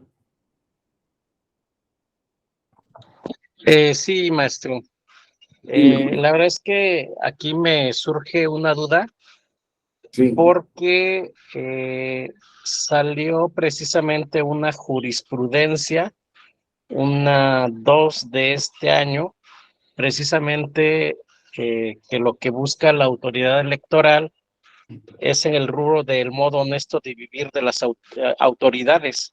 Y dice, no pueden exigir a las personas el cumplimiento con ese requisito legal a fin de acceder a un cargo público, como tampoco puede sancionarlas, determinando que carece de ese modo honesto de vivir, ya que precisamente se estaría encuadrando en la discriminación y obviamente es algo subjetivo al allegarse de eso.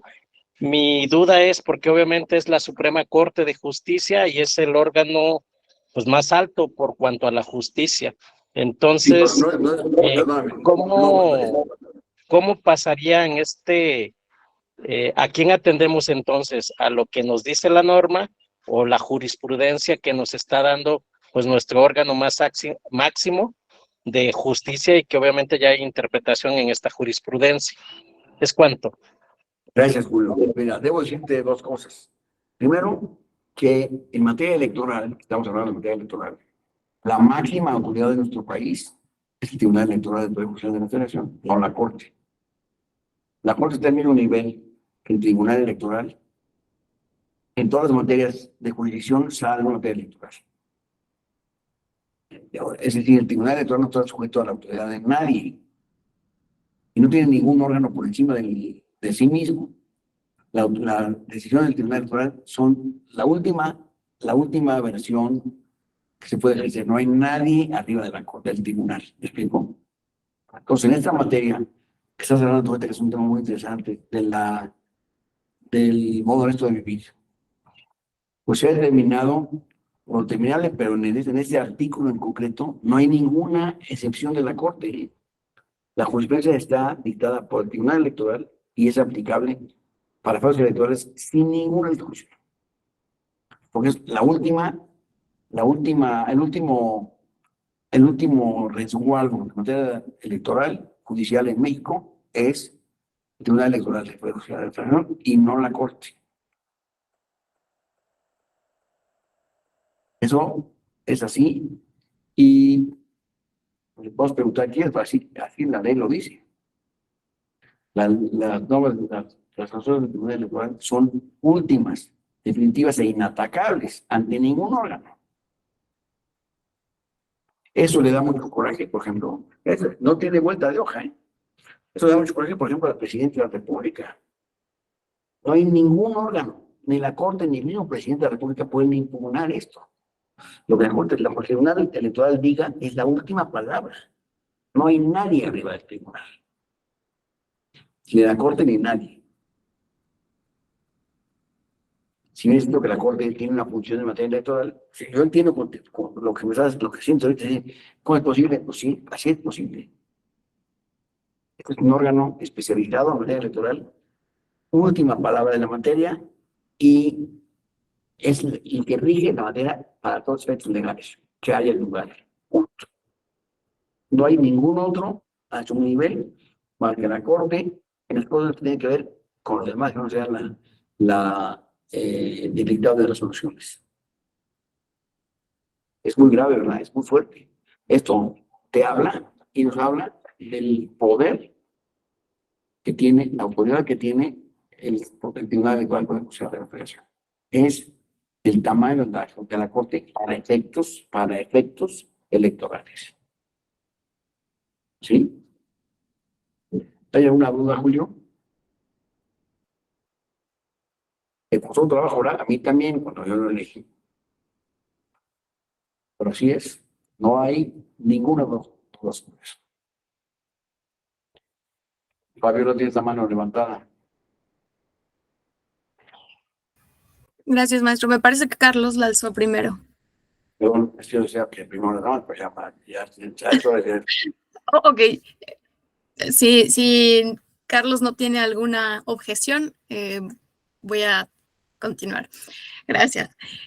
Al respecto, maestro, bueno, tal como usted lo menciona, el Tribunal Electoral y la Suprema Corte, pues sí, en efecto, están al mismo nivel.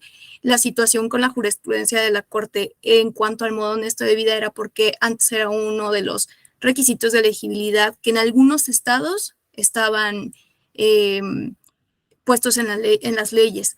Entonces, no es que la Suprema Corte esté dictando que ningún tribunal o que ningún instituto local o el federal pueda, no es porque esté por encima de ellos, sino más bien porque es un principio constitucional, tal como lo señala Julio César, que el artículo primero, pues bueno, caeríamos en discriminación, el artículo primero constitucional. Entonces es por eso que parecería que la Suprema Corte dictó algo por encima de los demás, pero no es que fuera por encima de los demás, sino más bien está haciendo pues uso de su competencia institucional. Especializada en su competencia. Exactamente, y evidentemente pues es una competencia que llega a todos los rubros, o no es que solamente haya estado por encima de lo electoral, sino pues por encima de todos, porque al final es constitucional. Eso por un Pero lado. que es muy interesante saber que en este caso no siempre fue así. Siempre la Corte tuvo la absoluta predominancia en materia constitucional en el país. Y empezando el Tribunal Electoral, por supuesto, que estaba en esta posición en la ley y todo el mundo así lo entendía. Los magistrados del Tribunal Electoral veían cosas que estaban en contra de la Constitución y no podían resolverlas porque estaba en la Corte que decía, no, esto me corresponde a mí, todos los días de la Constitución lo tengo que ver yo. Pero cuando entró la ley del Tribunal Electoral y se desarrollaron los principios, se le quitó la cual como una página de la autoridad de la Corte, la materia electoral, y se le otorgó esta página al nuevo Tribunal Electoral que estaba creando nacimiento. Desde entonces es la única palabra que cuenta en materia electoral. La única, ¿eh? Sí, tan es así que pues hace jurisprudencia nuestro Tribunal Electoral. Nuestra sala superior y nuestras salas regionales tienen tesis aisladas y sus jurisprudencias. Entonces, pues sí, están al mismo nivel. Y eso por un lado, sí. Y por el otro, lo que comentaba Carlos sobre la duda del Sistema Nacional de Registro de Personas sancionadas por violencia política de género. En el Instituto Electoral del Estado de Puebla yo era la encargada de tener el Sistema Nacional el Sistema Estatal de Registro. Los Sí. lineamientos son lo que me parece que deben de cambiar, porque la sanción es una y el sistema es otro. Y en efecto, en los lineamientos sí señalaban que en el sistema deberían de aparecer por cierto tiempo, y ese cierto tiempo lo tiene que dar el tribunal. El tribunal tiene que sancionar por violencia política de género y señalar, va a estar 6, 1, 2 años en el sistema nacional. Entonces, me parece que ahora con esta nueva disposición que señala que cualquier persona que esté sancionada por violencia política de género no puede ser ni siquiera ya registrado como candidato, me parece que entonces lo que tiene que cambiar son los lineamientos del sistema nacional, para que ahí más bien haya un archivo de quienes estuvieron sancionados. Y bueno, pues eso de el plazo ya no importa, porque pues ahora pues ya ni siquiera van a poder obtener un registro. Me parece más bien que deben de encaminarlo a reformar esos lineamientos y que sea un... Hay que modificar cosas. Hay que modificar el fondo de esas cosas. Así ¿Estamos es. de acuerdo, Carlos? Eres muy amable. Carlos, ahora sí es tu turno. Gracias.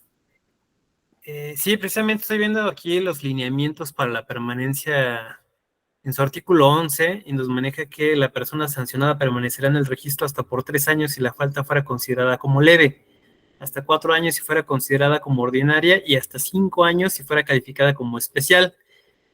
Ajá.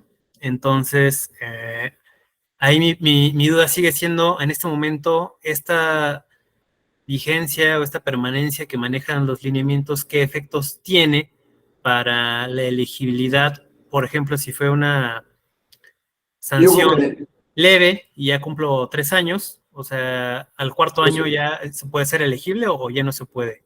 Sí, pero en esa disposición no tiene 3 años. Entonces no hemos llegado a los primeros casos, ¿me explico? Pero por lo pronto, lo que ocurra está previsto en esa ley, y la ley es de reciente creación, por lo tanto no hay casos de mayor edad que eso. Entonces, esa materia es un claroscuro en este momento. No tengo ninguna expresión que decirte respecto de lo mismo. Como estamos en el proceso en el tiempo en el cual las partes inscritas ya estén en posibilidades de pedir su habilitación para los cargos.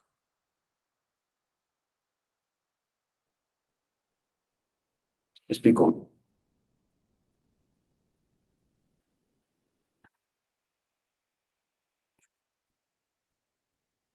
Bueno, ya faltan 10 minutos para que se acabe esta expresión después.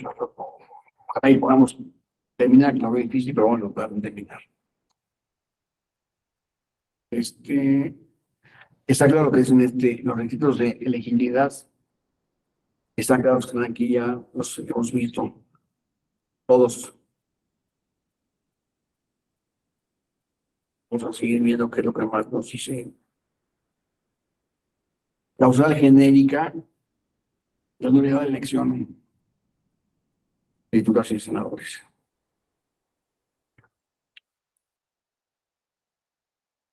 Deberán acreditarse los elementos que se dicen para determinar la nulidad de una elección de senadores y de diputados.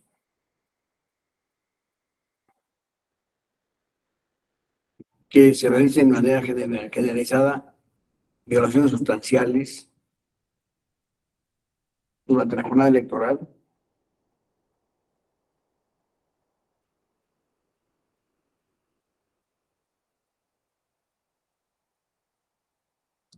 Llevan a cabo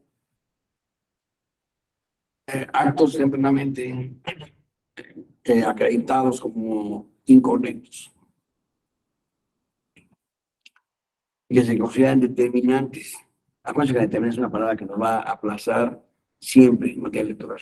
La determinancia es un concepto que es muy complejo. El tribunal, cada que hay una nulidad, se batalla muchísimo por este principio de la determinancia. Sé que no es ni raro ni no visto que nosotros hicieron la diferencia de cuál es simplemente con el determinante.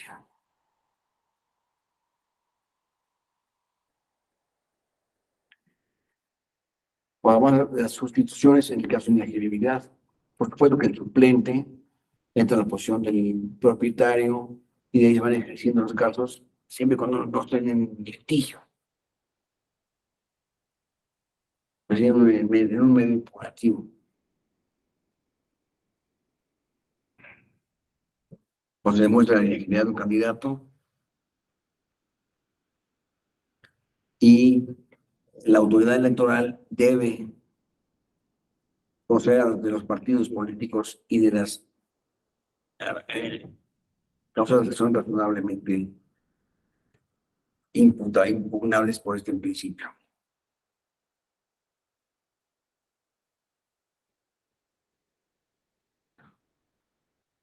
Aquí vemos una cuestión que se llama procesal de cuál es la oportunidad para poder controvertir la elegibilidad de candidatos. ¿Cuándo me puedo quejar de eso? Pues al establecer el registro o en el cómputo para la declaración de validez de la elección correspondiente.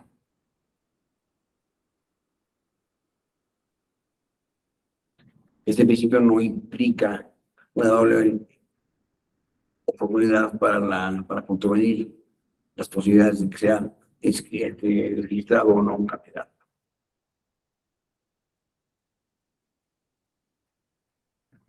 Aquí hablamos de los efectos. Los candidatos que están impedidos por candidatos que son registrados por mayoría relativa, tanto senadores como diputados.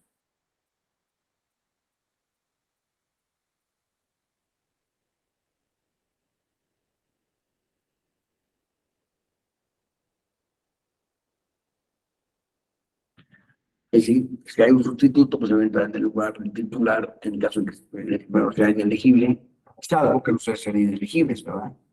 Con lo cual se anula la elección por la elegibilidad de los candidatos, por supuesto.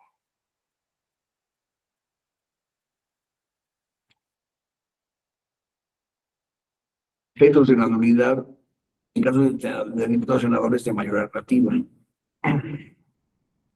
¿Qué va a pasar en caso de que se declare esa nulidad? Pues también se revocará la constancia de mayoría expedida por ese efecto. Habrá que llevar a cabo una expedición de la convocatoria para una elección extraordinaria, por supuesto. Dijo. Yo aquí un bicho, pero el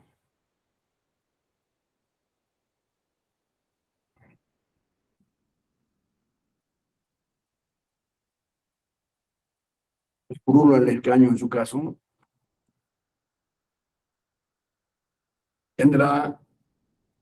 será vacante intentando que lleve a cabo una elección que pueda resolver esta problemática.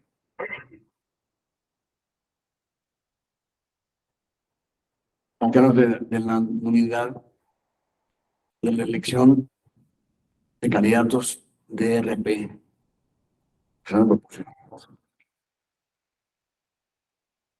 En caso de la nulidad del presidente del principal, estará a su cargo el suplente. En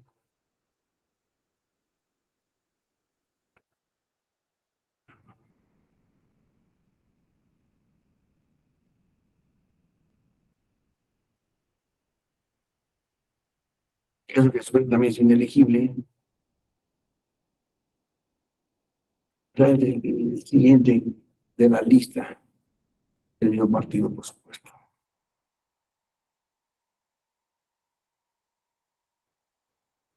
Y aquí hablamos de la unidad de elecciones federales y locales en dos diferentes gráficas, que creo que es más correcto y adecuado que ustedes lo vean cada uno en particular para ver si hay alguna duda que podamos aclarar.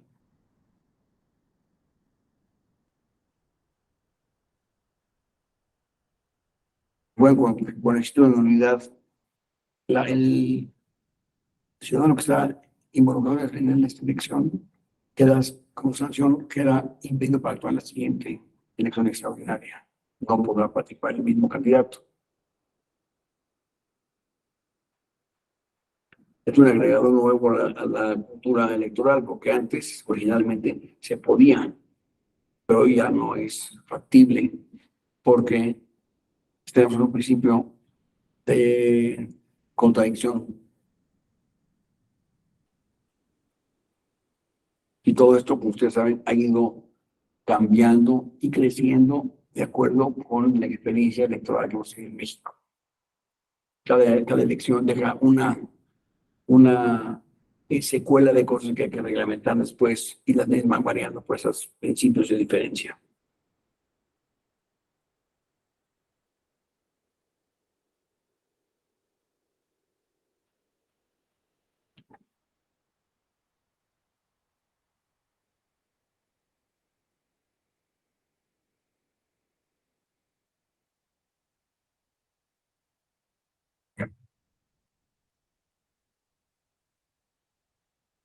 Si al final les digo las normas causales que vimos al principio, son hacerle por más del 5% el monto total autorizado por el INE, comprar o adquirir tiempo de radio y televisión y utilización de recursos en las campañas, de recursos públicos en las campañas.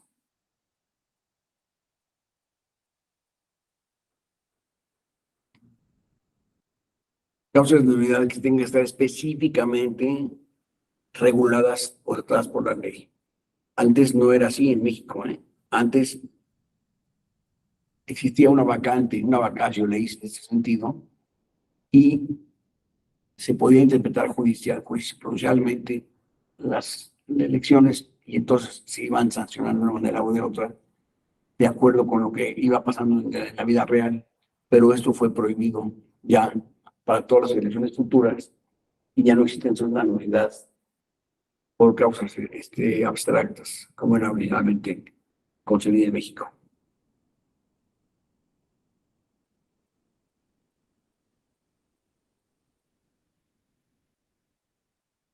También puede haber una violación, una invalidez de una elección por causas violatorias a los principios constitucionales. Es un principio que es lógico. Cualquier disposición que vaya en contra de la ley suprema, pues es nulo. No puede haber ninguna norma, ningún principio legal que se celebre o que se establezca en contra de la Constitución de la República. Eso es un principio de que todos tenemos muy claro, seguramente. Aquí vamos a ver esta invalidez de la elección que se refiere a estos puntos. Las leyes secundarias que atentan contra la Constitución son evidentemente inaplicables o nulas, pues. Esta invalidez de estas normas, pues, opera en todo caso. No puede haber una norma que esté vigente y que vaya en contra de la Constitución Federal.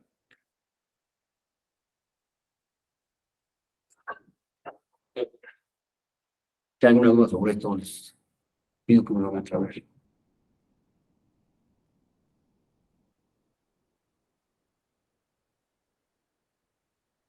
Y aquí eran los principios constitucionales que definen la elección, los cuales deben ser observados en todo caso. Son principios de certeza, legalidad, independencia, imparcialidad y objetividad de las elecciones. Que las elecciones deberán ser, en todo caso, libres, auténticas y periódicas. La Constitución establece cómo debe realizarse el voto, el cual debe ser universal, libre, secreto y directo.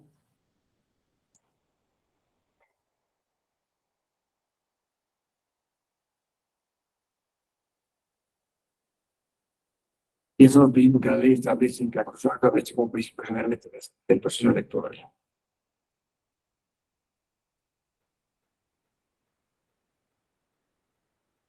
Consecuencias de efectos de la Constitución, por supuesto, la nulidad de cualquier circunstancia que atente en contra de la Constitución de la República.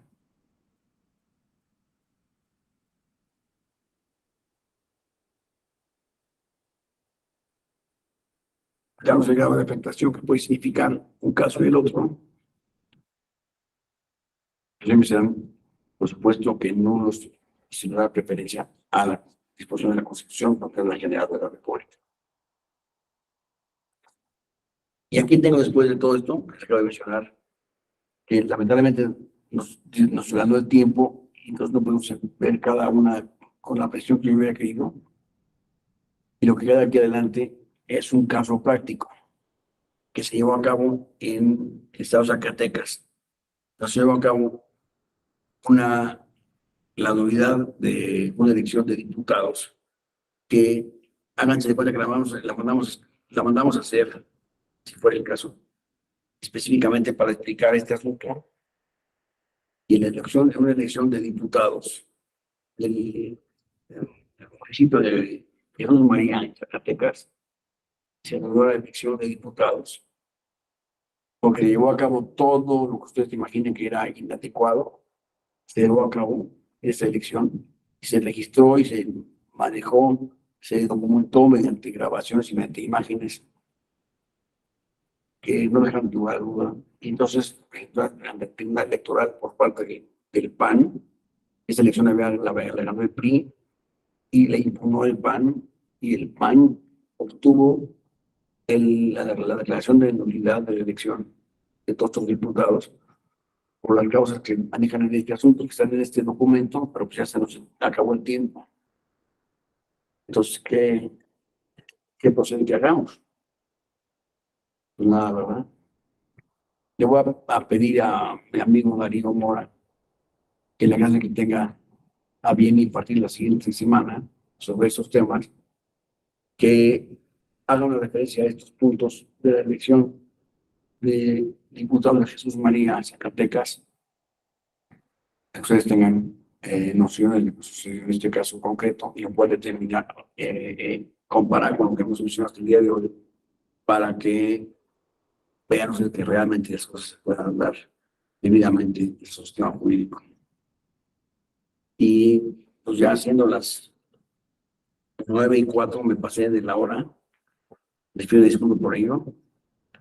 Les agradezco su presencia a todos, su atención, sus preguntas, y espero que haya quedado debidamente aclarados los puntos que discutimos, comentamos, y estoy a sus para cualquier cosa que ustedes deseen indicarme, y les doy las gracias a cada uno por su presencia y participación. Que pasen ustedes una buena noche y que estén a gusto, y espero que nos veamos pronto. Gracias. Gracias, Gracias maestro. a todos, maestro. Gracias. Adiós.